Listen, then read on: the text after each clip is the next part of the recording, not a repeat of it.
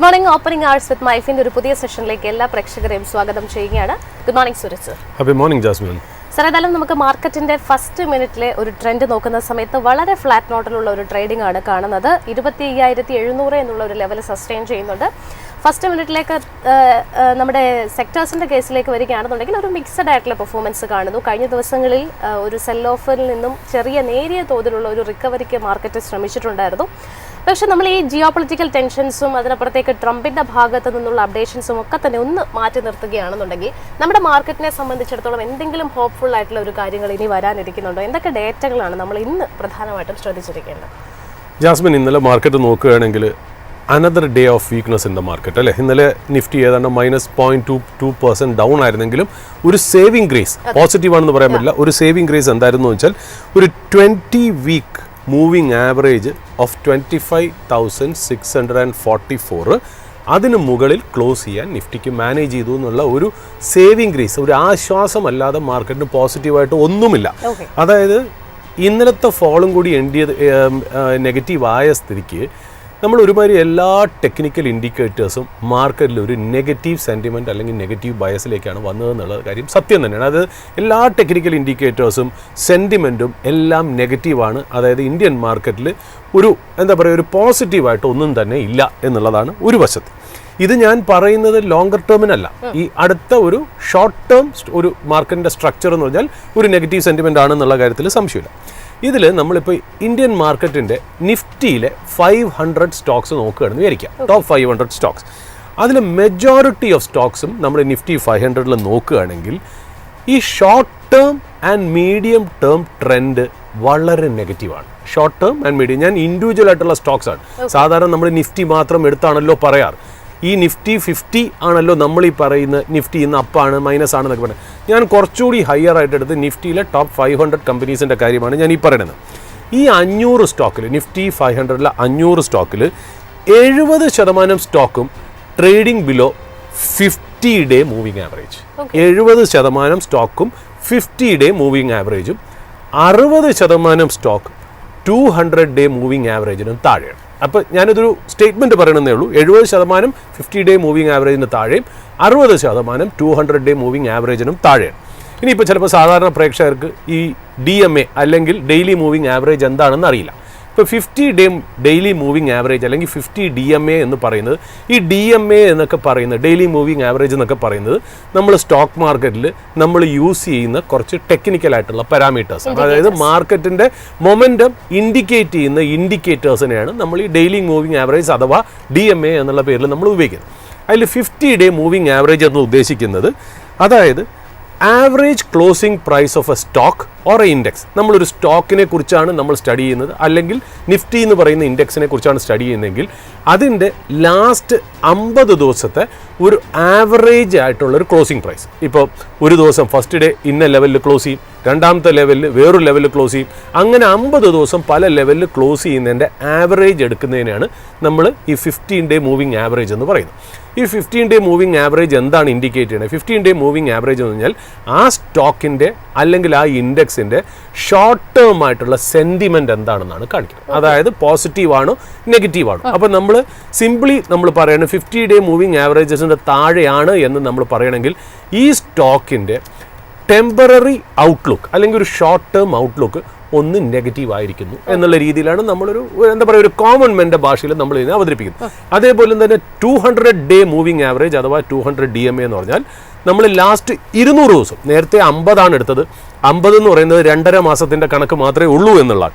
എന്നാൽ ഈ പറയുന്ന പോലെ നമ്മൾ 200 ഡേ നമ്മൾ എടുക്കുമ്പോൾ അതായത് 10 മാസം, അപ്പോൾ 200 DMA എന്ന് പറയുന്നത് ലാസ്റ്റ് 200 ദിവസം ആ സ്റ്റോക്ക്, നമ്മൾ ഏത് സ്റ്റോക്കിനെയാണോ നോക്കുന്നത്, അല്ലെങ്കിൽ ഏതെങ്കിലും ഇൻഡിസസ് ആണ്, നിഫ്റ്റിയോ അല്ലെങ്കിൽ നിഫ്റ്റി മിഡ് ക്യാപ്പോ നെക്സ്റ്റ് നിഫ്റ്റി 50യോ അല്ലെങ്കിൽ സെൻസെക്സോ, അത് ലാസ്റ്റ് 200 ദിവസം ക്ലോസ് ചെയ്ത ഒരു ആവറേജ് പ്രൈസിനെയാണ് നമ്മൾ 200 DMA എന്ന്. ഇപ്പോൾ 200 DMAക്ക് താഴെ പോയിരിക്കുന്നു എന്ന് പറഞ്ഞാൽ അതിനർത്ഥം 50 DMA എന്ന് പറയുന്നത് ഒരു ഷോർട്ട് ടേം ആയിട്ടുള്ള ഒരു മൂവ്മെൻ്റ് ആണ് കാണിക്കുന്നത്, ഒരു ഷോർട്ട് ടേം സെൻറ്റിമെൻ്റ് ആണ്. കാര്യം 2.5 മാസത്തെ കാര്യങ്ങളേ ഉള്ളൂ. അതേസമയം 200 ഡേ മൂവിങ് ആവറേജ് എന്ന് പറയുമ്പോൾ 10 മാസത്തോളം ഉള്ള ഒരു ട്രെൻഡാണ് കാണിക്കുന്നതെന്നുള്ള അതിൽ എങ്ങനെയാണ് സ്റ്റോക്ക് പെർഫോം ചെയ്യുന്നതെന്നുള്ള. അപ്പം നമ്മളിപ്പോൾ ഡേറ്റ നോക്കുമ്പോൾ എന്താ നമുക്ക് കിട്ടുന്നത്? നമുക്ക് കാണുന്നത് ഷോർട്ട് ടേമും ഒരു ഭേദപ്പെട്ട മീഡിയം ടു ലോങ് ടേമിലും ഒരു നെഗറ്റീവ് ബയസ് ഉണ്ട്. കാര്യം എന്താ? 50-day മൂവിങ് ആവറേജിൻ്റെ താഴെ ട്രേഡ് ചെയ്യുന്നത് 70% സ്റ്റോക്കുകളും 200-day മൂവിങ് ആവറേജിൻ്റെ താഴെ ഏതാണ്ട് 60% സ്റ്റോക്സും ട്രേഡ് ചെയ്യണമെന്നുള്ള. അപ്പം ഞാൻ ഈ ഇൻഡിക്കേറ്റേഴ്സ് പറയണതെന്ന് വെച്ചാൽ ടെക്നിക്കലി അല്ലെങ്കിൽ മാർക്കറ്റ് നമ്മുടെ അടുത്ത് പറയുകയാണ് 200 DMAക്ക് മുകളിലുള്ള സ്റ്റോക്സ് ഇതൊക്കെയാണെന്ന് പറയണമെങ്കിൽ അതിൻ്റെ അർത്ഥം മാർക്കറ്റ് ഇവരെ കാണുന്നത് ഒരു ലോങ് ടേം വീക്ക്നെസ്സിലാണ്. അതിന് പല കാരണങ്ങളുണ്ടാവും. കാര്യം മാർക്കറ്റ് എന്തുകൊണ്ട് ആ സ്റ്റോക്കിനെ അങ്ങനെ കാണുന്നു? ചിലപ്പോൾ ആ മാർക്കറ്റ് ചിലപ്പോൾ ആ സ്റ്റോക്കുകളിൽ എന്തെങ്കിലും നെഗറ്റീവ് കാണുന്നുണ്ടാവും, അല്ലെങ്കിൽ അതിൻ്റെ ഫ്യൂച്ചർ ഗ്രോത്തിൽ വേണ്ടത്ര ഒരു ഗ്രോത്ത് ഇല്ല എന്നുള്ളതായിരിക്കും മാർക്കറ്റ് പ്രൈസ് ചെയ്യണം. ഇപ്പോൾ മാർക്കറ്റ് 200 DMAക്ക് കുറച്ച് സ്റ്റോക്കുകളെ 200 DMAയുടെ മുകളിൽ നിർത്തുകയും കുറച്ച് സ്റ്റോക്കുകളെ 200 DMAക്ക് താഴെ നിർത്തണമെങ്കിൽ അതിനർത്ഥം മാർക്കറ്റ് നല്ല രീതിയിലെ വ്യത്യാസം കാണുന്നുണ്ട്. നമ്മളിപ്പോൾ ഒരു സ്കൂളിൽ ഒരു ടീച്ചർ പഠിക്കുന്ന കുട്ടികളെയും പഠിക്കാത്ത കുട്ടികളെയും എന്ന് പറഞ്ഞ് തരംതിരിക്കുമല്ലോ. തരംതിരിക്കുന്നത് തെറ്റാണെങ്കിൽ പോലും ഞാനൊരു എക്സാമ്പിളിന് പറയണം. അതെന്ന് പറയുന്ന പോലെ 200-day മൂവിങ് ആവറേജിൻ്റെ മുകളിലുള്ള സ്റ്റോക്സിനെ നമ്മൾ പറയുന്നത് എന്താ? അത് ലോങ്കർ ടേമിൽ നെഗറ്റീവ് ആയിട്ടില്ല. അതിനുള്ള കാരണങ്ങൾ മാർക്കറ്റിന് പിടികിട്ടിയിട്ടില്ല. എന്നാൽ ഇത്രയും സ്റ്റോക്കിൻ്റെ ഒരു ലോങ്ങർ ടേം ട്രെൻഡ് എന്ന് പറയുന്നത് നെഗറ്റീവ് ആവാൻ മാത്രം മാർക്കറ്റിൽ കാര്യങ്ങളുണ്ട്. അത് ചിലപ്പോൾ ഇനി അങ്ങോട്ടുള്ള ഫ്യൂച്ചർ ഗ്രോത്ത് മോശമായിരിക്കാം, അല്ലെങ്കിൽ കമ്പനി വേണ്ട രീതിയിൽ പെർഫോം ചെയ്യില്ല എന്നുള്ള രീതിയിൽ മാർക്കറ്റ് നമുക്ക് തരുന്ന ഒരു ഇൻഡിക്കേഷനാണ് അത്. ഈ ഇൻഡിക്കേഷൻ വേണം നമ്മൾ മനസ്സിലാക്കാൻ ഒരു സ്റ്റോക്കിൻ്റെ ട്രെൻഡ് എങ്ങോട്ടാണ് പോണതെന്നുള്ളത്. അപ്പം നമ്മൾ സാധാരണ എന്താ, നമ്മൾ ബേസിക്കലി എപ്പോഴും നോക്കുന്നത് എന്താ, മുകളിലോട്ട് പോകുന്ന സ്റ്റോക്കിനെയാണ് നമ്മൾ എപ്പോഴും എന്താ പറയുക അവോയ്ഡ് ചെയ്യണത്. താഴെ കിടക്കുന്ന സ്റ്റോക്ക് മേടിച്ചു കഴിഞ്ഞാൽ ഇത്രയും റിട്ടേൺ കിട്ടും. എന്നാൽ മാർക്കറ്റ് നമ്മളോട് സംസാരിക്കുന്നത് വേറെ ഭാഷയാണ്. അതായത് അടുത്ത കാലത്തേക്ക് ഞാൻ ഇതിൽ നെഗറ്റീവ് കാണുന്നു എന്ന് പറയുമ്പോൾ നമ്മൾ അവിടെ ഓപ്പർച്യൂണിറ്റി കാണുന്നുള്ളൂ. നല്ലതാണ്, ആസ് ലോങ് ആസ് നമ്മുടെ ഒരു ഇൻവെസ്റ്റ്മെൻറ്റ് സ്ട്രാറ്റജി ഒരു longer term 2 to 3 years outlook ആണ് എന്നുണ്ടെങ്കിൽ നമ്മൾ 200-day മൂവിങ് ആവറേജിൻ്റെ താഴെ ഒരു സ്റ്റോക്ക് പോയി ആ സ്റ്റോക്ക് ഫണ്ടമെൻ്റലി സ്ട്രോങ് ആണെങ്കിൽ നമ്മൾ മേടിക്കുന്നതിന് ഒരു റാഷണാലിറ്റി ഉണ്ട്. ബട്ട് അതിൻ്റെ അടുത്ത കാലത്തെ ട്രെൻഡ് നെഗറ്റീവ് ആണെന്നുള്ളത് നമ്മൾ മനസ്സിലാക്കണം. അപ്പോൾ നമ്മളൊരു അടുത്ത ആഴ്ചത്തേക്കോ ഒരു മാസത്തേക്കോ ഉള്ള ഒരു പൈസയ്ക്കാണ് നമ്മൾ വരുന്നതെങ്കിൽ ഈ 200 DMA 50 DMA പോലെയുള്ള സ്റ്റോക്കുകൾ വളരെ ഇമ്പോർട്ടൻ്റ് ആണ്. അതുകൊണ്ടാണ് നമ്മൾ എപ്പോഴും മാർക്കറ്റിൽ ടെക്നിക്കൽ അനലിസ്റ്റുകൾ നമ്മൾ ഏതെങ്കിലും ടിപ്പ് അല്ലെങ്കിൽ സ്റ്റോക്കിൻ്റെ റെക്കമെൻഡേഷൻ തരുമ്പോൾ കയറി നിൽക്കുന്ന സ്റ്റോക്കുകളായിരിക്കും, താഴെ നിൽക്കുന്ന സ്റ്റോക്കായിരിക്കില്ല. അതായത് മൊമെൻറ്റം ഉള്ള സ്റ്റോക്കായിരിക്കും തരുന്നത്, ട്രെൻഡ് പോസിറ്റീവായിട്ടുള്ള സെൻറ്റിമെൻറ്റ് പോസിറ്റീവായിട്ടുള്ള സ്റ്റോക്കായിരിക്കും തരിക എന്നുള്ളത്. അപ്പോൾ ടെക്നിക്കൽ എപ്പോഴും നമുക്ക് കാണിച്ചു തരുന്നത് കയറിപ്പോകുന്ന സ്റ്റോക്കുകളിലാണ് മൊമെൻറ്റം എന്നും, എന്നാൽ ഫണ്ടമെൻ്റൽ സ്റ്റോക്ക് പിക്ക് നമ്മൾ നോക്കുകയാണെങ്കിൽ ഫണ്ടമെൻ്റലി വീക്കായിട്ട് കിടക്കുന്ന സ്റ്റോക്കുകളാണ് കിടക്കുന്നത്. അപ്പോൾ ഈ ഡൈവേർജൻ്റ് ആണ്, അല്ലെങ്കിൽ ആ ഡൈവേർജൻസ് ആണ് മാർക്കറ്റിൽ നമ്മൾ മനസ്സിലാക്കേണ്ടത് എന്നുള്ളതാണ് ആ ഇമ്പോർട്ടൻ്റ് ആയിട്ടുള്ള കാര്യം. അതുകൊണ്ടാണ് ഞാൻ ഈ 20-day മൂവിങ് ആവറേജസും 50-day മൂവിങ് ആവറേജസും 200-day മൂവിങ് ആവറേജസും ഞാനൊന്ന് പറഞ്ഞു തന്നുള്ളൂ. ഇപ്പോൾ January 5 Nifty all time high അടിച്ചപ്പോൾ ഏതാണ്ട് നിഫ്റ്റി 500 യൂണിവേഴ്സ് ഈ സെയിം ഒരു കാറ്റഗറി ഓഫ് സ്റ്റോക്സ് നമ്മൾ എടുക്കുകയാണെങ്കിൽ അതിൽ 54% സ്റ്റോക്സും 50 DMAക്കും 200 DMAക്കും മുകളിലായിരുന്നു എന്നുള്ളത്. അപ്പോൾ 5 നമ്മളിപ്പോൾ ഇന്ന് സംസാരിക്കുമ്പോൾ 14 അല്ലേ, 9 ദിവസം. അതിലെനിക്ക് തോന്നുന്നു 2 ഹോളിഡേയും കൂടെ മാറ്റിക്കഴിഞ്ഞാൽ എത്ര പെട്ടെന്നാണ് അത് നേരെ തിരിഞ്ഞ് 70%-ഉം 60%-ഉമായി മാറിയത് എന്നുള്ളതാണ് അതിനകത്ത് പറയുന്നത്. എനിക്ക് തോന്നുന്നു ഓൾ ടൈം ഹൈ January 5 നമ്മൾ ക്ലോക്ക് ചെയ്തതിന് ശേഷം എനിക്ക് തോന്നുന്നു ആസ് ഓൺ ഡേറ്റ് എസ്റ്റർഡേ ഏതാണ്ട് 2.5% നിഫ്റ്റി താഴേക്ക് വീണിരുന്നു എന്നുള്ളതാണ്. ഞാൻ ഇതിനകത്ത് പറയാൻ പോകുന്ന കാര്യം എന്ന് പറയുക, അതായത് നമുക്കറിയാം ഇപ്പം ഞാൻ സംസാരിക്കാൻ പോകുന്നതും നമ്മളിലും നമ്മുടെ ടീമിലും അല്ലെങ്കിൽ സ്റ്റോക്ക് മാർക്കറ്റായിട്ട് ഇൻവോൾവ് ആയിട്ട് നിൽക്കുന്ന ഭൂരിഭാഗം ജനങ്ങളും സന്തോഷത്തിലല്ല എന്നുള്ള കാര്യം നമുക്ക് നന്നായിട്ട് അറിയാൻ. കാര്യം മാർക്കറ്റിനെ സംബന്ധിച്ച് മാർക്കറ്റ് നെഗറ്റീവാണ് മിക്ക ദിവസവും. നമ്മൾ ഹോൾഡ് ചെയ്യുന്ന സ്റ്റോക്ക്, ഞാൻ വീണ്ടും എക്സ്പ്രസ് ചെയ്യുന്ന വാക്കതാണ്, നമ്മൾ ഹോൾഡ് ചെയ്യുന്ന സ്റ്റോക്സ് നെഗറ്റീവായിട്ട് പോകുന്നത് കാരണം നമുക്ക് ഭയങ്കരമായിട്ട് സങ്കടം വരുന്നു. ആ സങ്കടം നമ്മളെ ദേഷ്യത്തിലേക്ക് നയിക്കുമ്പോൾ നമുക്ക് ആരെങ്കിലും കുറ്റം പറയണമല്ലോ. അപ്പോൾ നമ്മൾ ട്രംപിനെ കുറ്റം പറയുന്നു, ഇൻട്രസ്റ്റ് റേറ്റിനെ കുറ്റം പറയുന്നു, ടാരിഫിനെ കുറ്റം പറയുന്നു, ഇറാനിനെ കുറ്റം പറയുന്നു, റഷ്യയെ കുറ്റം പറയുന്നു, ഓയിലിനെ കുറ്റം പറയുന്നു.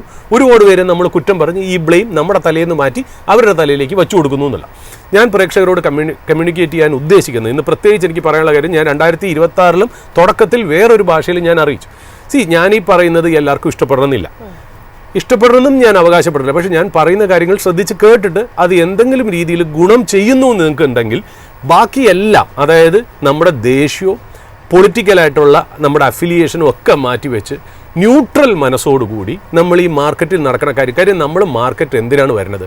നമ്മൾ മാർക്കറ്റിൽ വരുന്നത് പ്രോഫിറ്റ് ഉണ്ടാക്കാൻ. ഇവിടെ നമുക്ക് ബന്ധങ്ങളില്ല, രാഷ്ട്രീയമില്ല, ഒന്നുമില്ല. നമ്മൾ മാർക്കറ്റിൽ വരുന്നത് നമ്മുടെ പൈസ, അത് എത്ര വലുതായിക്കോട്ടെ എത്ര ചെറുതായിക്കോട്ടെ, കോടികളായിക്കോട്ടെ ആയിരങ്ങളായിക്കോട്ടെ നൂറുകളായിക്കോട്ടെ, നമ്മളിത് കൊണ്ടുവരുന്നത് അതിൽ നിന്ന് പൈസ ഉണ്ടാക്കി നമുക്കൊരു വെൽത്ത് ക്രിയേറ്റ് ചെയ്യണം, അല്ലെങ്കിൽ ഒരു മണി ക്രിയേറ്റ് ചെയ്യണം. മണിയും വെൽത്തും രണ്ട് ഡിഫറൻ്റാണ്.